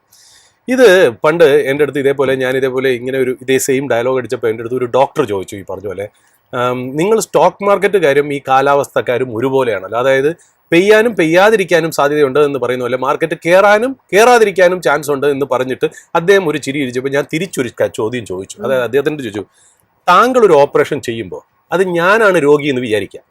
താങ്കളുടെ വലിയ പ്രശസ്തമായിട്ടുള്ളതും വളരെ മഹത്വരമായിട്ടുള്ള ഒരു ജോലിയാണല്ലോ ഡോക്ടർ എന്ന് പറയുന്നത്. ഞാനൊരു രോഗിയായിട്ട് വന്ന് എന്നെ ഓപ്പറേഷൻ തിയേറ്ററിൽ കയറ്റാൻ നേരത്ത് താങ്കൾ എൻ്റെ ഭാര്യയുടെ അടുത്ത് എന്ത് പറയും? ഈ ഓപ്പറേഷൻ കഴിഞ്ഞാൽ ഞാൻ ജീവിച്ചിരിക്കുന്നുള്ള ഒരു ഉറപ്പ് താങ്കൾക്ക് കൊടുക്കാൻ പറ്റും. അപ്പൊ താങ്കൾ പറയും ദൈവത്തിന്റെ കയ്യിലാണ് എല്ലാം ഇരിക്കുന്നത് എന്ന് പറഞ്ഞിട്ട് ഒരു എഗ്രിമെന്റ് എന്റെ ഭാര്യയെ കൊണ്ട് സൈൻ ചെയ്യിപ്പിക്കും. അതായത് അദ്ദേഹത്തിന് തെറ്റാം, നമ്മൾ തെറ്റാൻ പാടില്ല. ഇപ്പോ നമ്മൾ നാസയിൽ ഇരിക്കുന്നതും ഈ ISROയിൽ ഇരിക്കുന്ന വലിയ വലിയ സയന്റിസ്റ്റുകളും ഈ പറയുന്ന പോലെ റോക്കറ്റ് വിടാൻ നേരത്ത് എത്രയോ കോടി രൂപയിലാക്കിയിട്ട് ഇത് ഹിറ്റാവെന്ന് വിചാരിച്ചിട്ടാണോ? അത് വെള്ളത്തിൽ പോകാനുള്ള ചാൻസും ഉണ്ട് അല്ലേ? ഒരു തേങ്ങ വിൽക്കുന്ന ഒരു വ്യക്തി പോലും രാവിലെ ആവുമ്പോൾ ഇത്ര തേങ്ങ വിൽക്കാൻ പറ്റുമെങ്കിൽ പിന്നെ അത്രയും തേങ്ങ മാത്രം കൊണ്ടുവന്നാൽ പോലും. അപ്പൊ ഇതൊക്കെ എന്താണെന്നറിയോ, അവർക്ക് സ്വന്തമായിട്ട് മാത്രമേ ബഹുമാനമുള്ളൂ, മറ്റുള്ളവരടുത്ത് ബഹുമാനം ഇല്ലാത്തതുകൊണ്ടാണ്. ഈ ഡോക്ടറിന് ഒരു ഉറപ്പ് പറയാൻ പറ്റത്തില്ല ഈ ഓപ്പറേഷൻ കഴിഞ്ഞു കഴിഞ്ഞാൽ രോഗി ജീവിച്ചിരിക്കും. കാരണം എന്താ? അതാണ് അതിനകത്തുള്ള എക്സ്റ്റേണൽ ഫാക്ടേഴ്സിന്റെ എഫക്റ്റ്. പ്രഷർ കൂടാം, ഡയബറ്റീസ് ഒരു പ്രോബ്ലം ആവാം, എന്തുമാവാം. നമ്മളും ഇവിടെയും അതേപോലെ നമ്മൾ എന്തെങ്കിലും പോലെ ഇവിടെ നമ്മൾ പറയുകയാണ് എന്നുണ്ടെങ്കിൽ നമ്മൾക്ക് ഇവിടെ കറൻസിയോ നമ്മുടെ ഇൻട്രസ്റ്റ് റേറ്റോ നമുക്ക് പ്രോബ്ലമായി വന്നേക്കാം. അത് കാരണം മാർക്കറ്റ് ഡൗൺ ആവാം. അതുകൊണ്ട് നമ്മൾ ഈ വക കാര്യങ്ങളിൽ ഒരു പ്രഡിക്ഷൻ ചെയ്യാറില്ല, സെബി നമ്മളെ സമ്മതിക്കാറുമില്ല എന്നുള്ളതാണ്. ഓക്കെ, ഏതായാലും നമ്മുടെ മാർക്കറ്റ് ഓപ്പണിംഗ് അവേഴ്സിന്റെ ഇന്നത്തെ ഒരു സെഷൻ ഇവിടെ വൈൻഡ് അപ്പ് ചെയ്യുകയാണ്. മാർക്കറ്റ് വളരെ ഫ്ലാറ്റ് നോട്ടിൽ തന്നെ ട്രേഡ് ചെയ്യുകയാണ്. ഏതായാലും ഇവിടെ സംസാരിച്ചിരിക്കുന്ന സ്റ്റോക്കുകൾ ഒന്നും തന്നെ റെക്കമെൻഡേഷനോ അഡ്വൈസോ സോളിസിറ്റേഷനോ ഒന്നുമല്ല, ഒരു ഇൻഫർമേഷൻ പർപ്പസ് മാത്രമാണ് എന്ന് വീണ്ടും ഓർമ്മപ്പെടുത്തുകയാണ്. ഏതായാലും കൂടുതൽ അപ്ഡേറ്റ്സും അനാലിസിസും ഒക്കെ ആയിട്ട് വരുന്ന മണിക്കൂറിൽ ഞങ്ങളുടെ റിസർച്ച് ടീം നിങ്ങളോടൊപ്പം ജോയിൻ ചെയ്യും. So stay tuned.